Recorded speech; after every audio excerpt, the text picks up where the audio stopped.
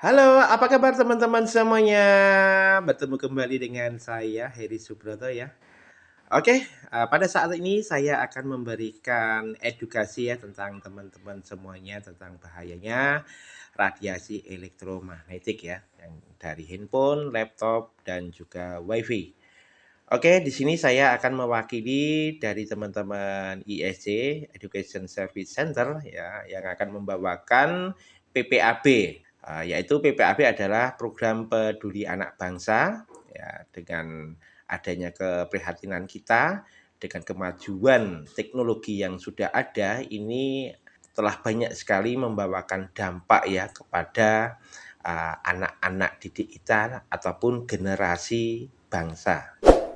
Di sini kita lihat ya, dampak dari radiasi elektromagnetik ini sangat luar biasa terhadap anak-anak ya, anak-anak generasi kita, generasi bangsa ya. Dan di sini maka kita keprihatinan kita terhadap dampak ini, makanya kita akan lakukan sosialisasi ini untuk memberitahu kepada masyarakat pada umumnya, memberikan waktu ataupun kesempatan anak didiknya untuk menggunakan handphone secara bijak. Pada gambar di atas ini adalah dampak yang terlihat ya bagi anak-anak, anak didik kita. Yang lebih mengerikan lagi adalah dampak yang tidak terlihat. Dampak yang tidak terlihat itu akan merusak pada perkembangan otak anak. Nah, mari kita lihat bersama ya video berikut ini untuk melihat dampak yang tidak terlihat pada anak-anak didik kita. Mari kita lihat bersama. Video saya kira mendigo tuh, Wak. Salah orang tua. Gak bisa diam ya tangannya? Orang tua dia bekerja kamu. Iya. Dia kerja HP kasih Pak. Ini cak benar, gak apa sebab apa bagian deh? Hah? Kecanduan game bu. Tangan Astagfirullahaladzim. bah, ada bisa diam bah. Ada bisa diam. Allahu Akbar. Oh iya suka main game ya mas? Oh podo, anakku juga iya Apa mainnya apa? Mobile Legends? Wah sip, rame dah.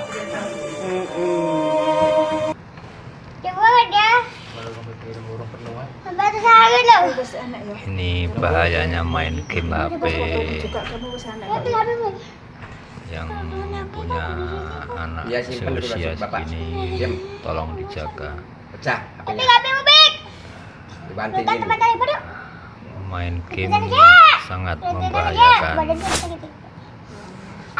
Tolong dijaga anak-anaknya supaya tidak terjadi yang seperti demikian, terkena infeksi saraf otak.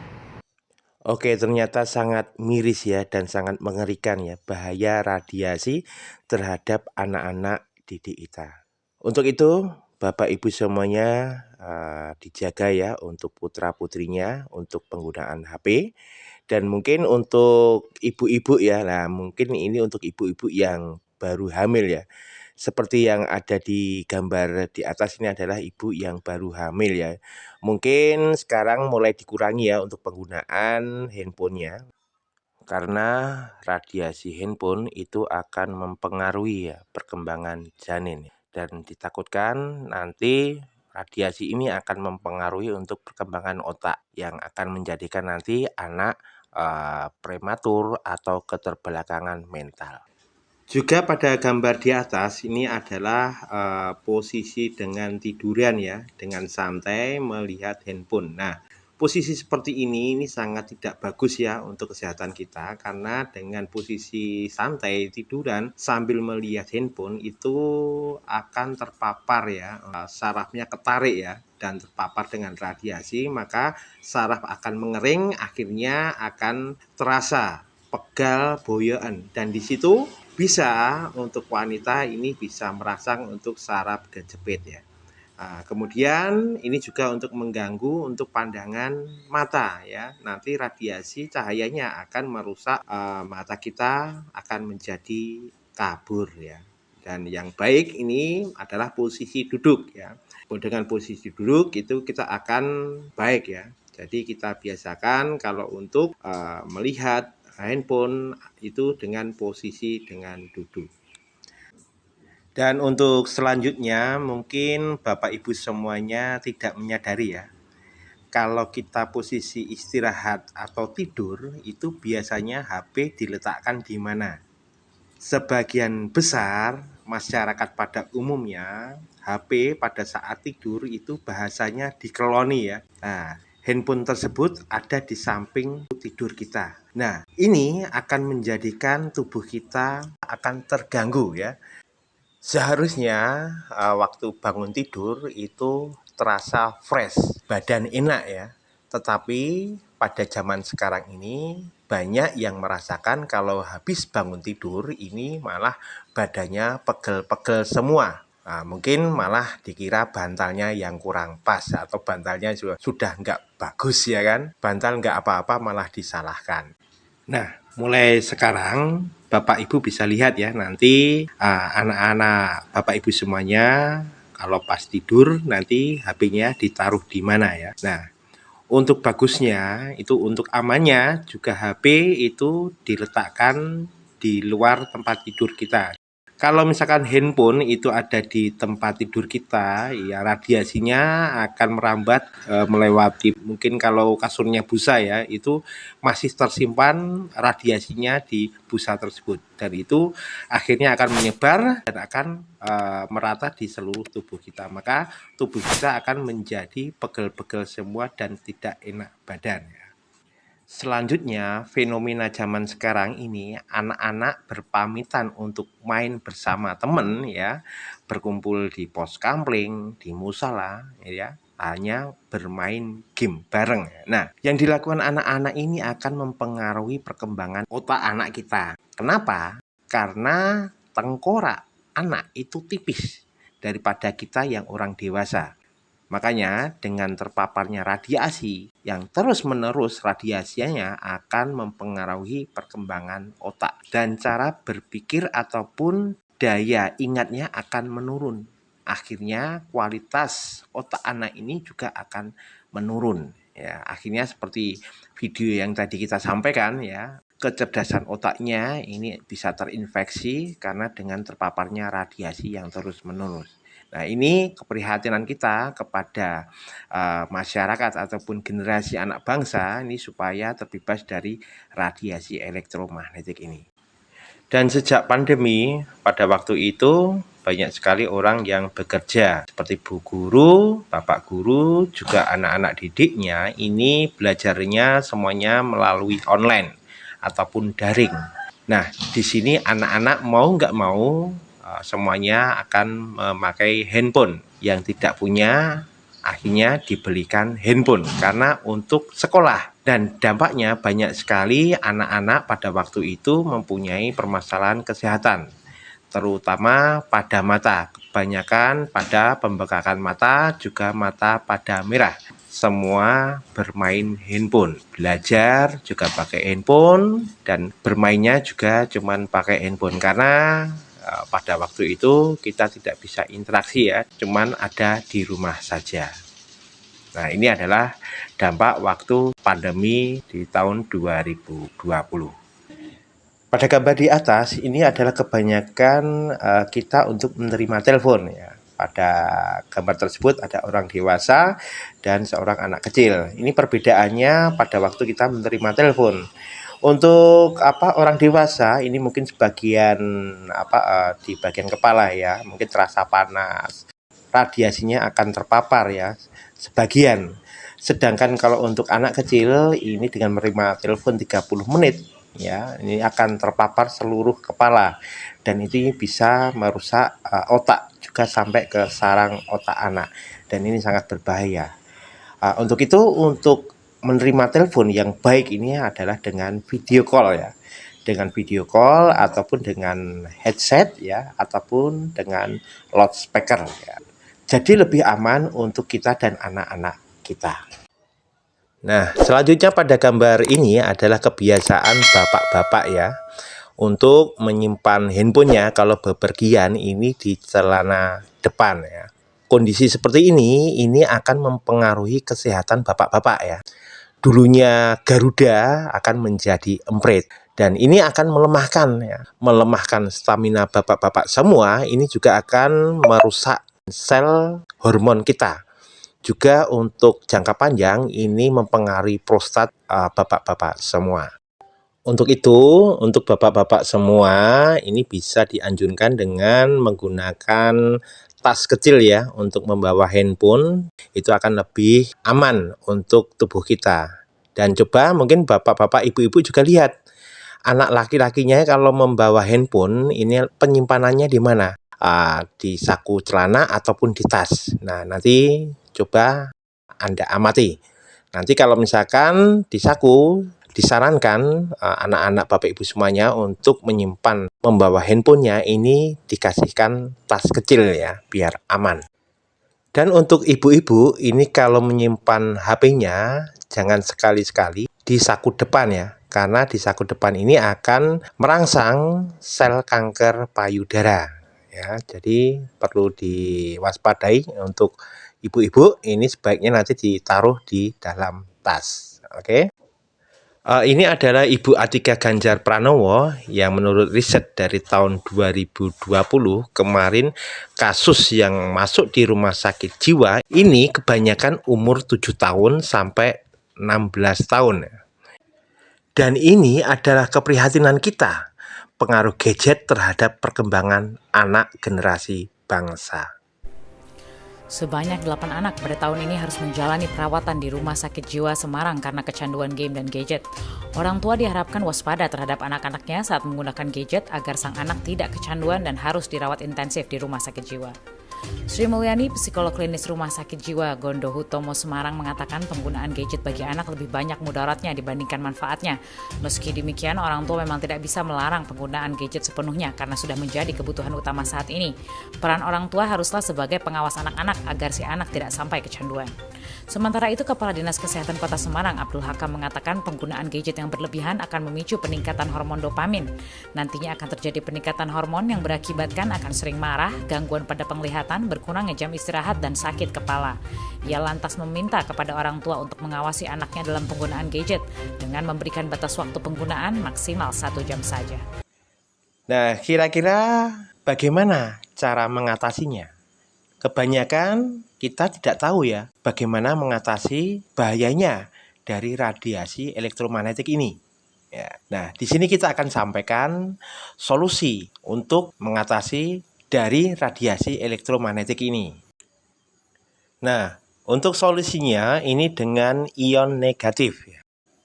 Ion negatif ini kita bisa dapatkan secara alami. Secara alam itu kita bisa dapatkan di daerah pegunungan.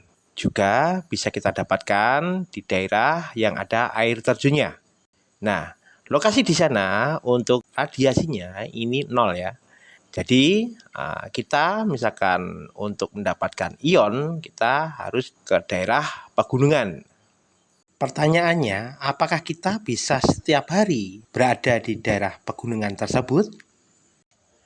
Maka daripada itu, untuk tata kota yang ada di tempat kita, ini banyak sekali diberikan taman-taman kota. Juga dibuat di tengah kota ini air mancur, supaya di kota tercipta ada ion negatifnya.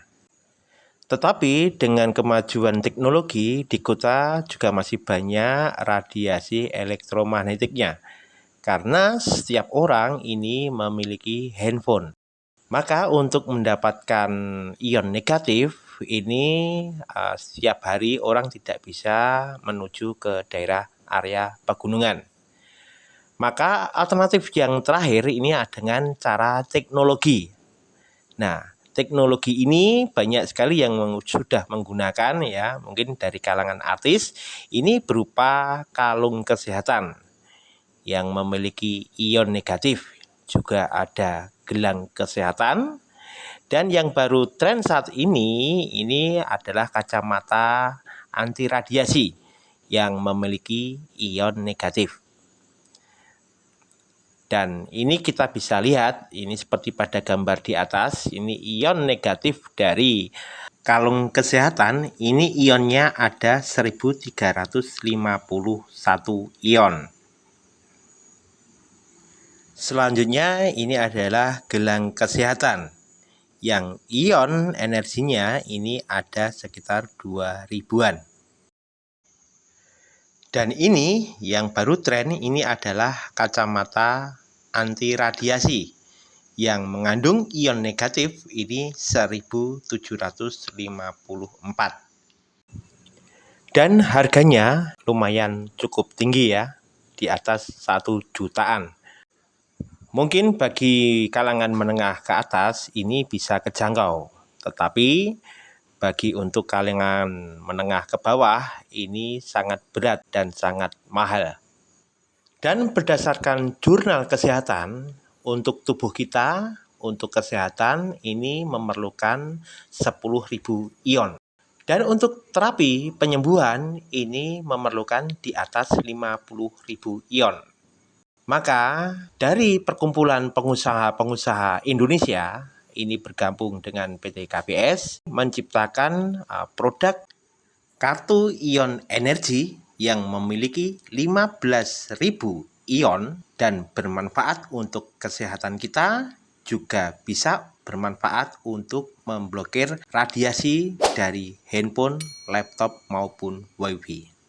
Kartu ion energi MOG ini terbuat dengan teknologi nano Jepang dan berbahan dari batu turmalin dan batu germanium.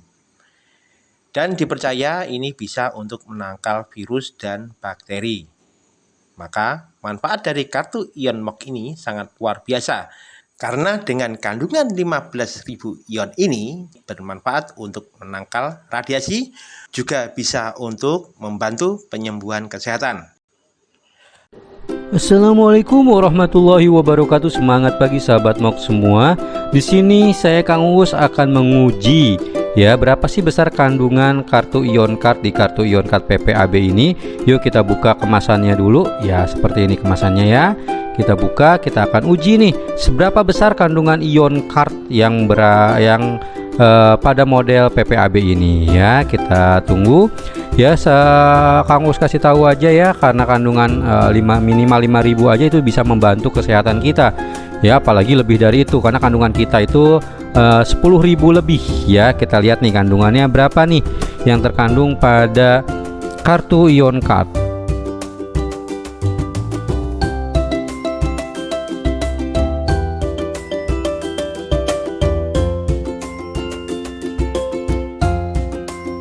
Wow, 15 ribuan kandungannya, mantap sekali sahabat MOG.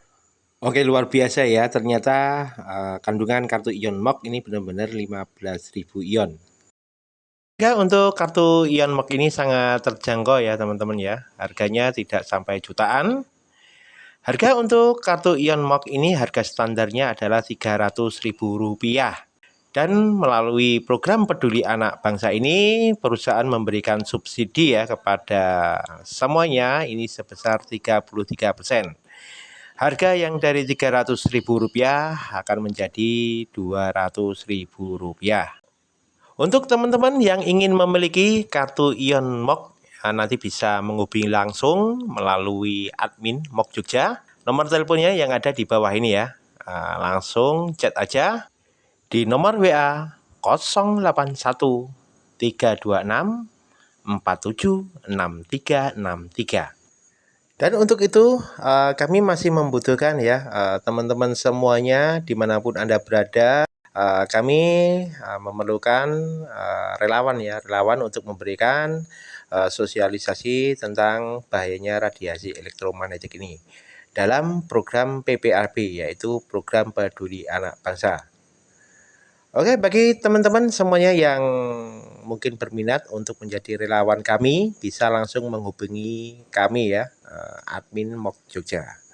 Oke, begitu teman-teman semuanya, semoga informasi ini bermanfaat untuk kita semua dan bisa untuk membantu banyak orang untuk sehat bebas dari radiasi elektromagnetik. Untuk itu saya ucapkan terima kasih kepada teman-teman semuanya yang sudah menyimak video ini sampai habis. Saya ucapkan banyak terima kasih dan tetap semangat. Salam sukses dari MOG Jogja. Terima kasih.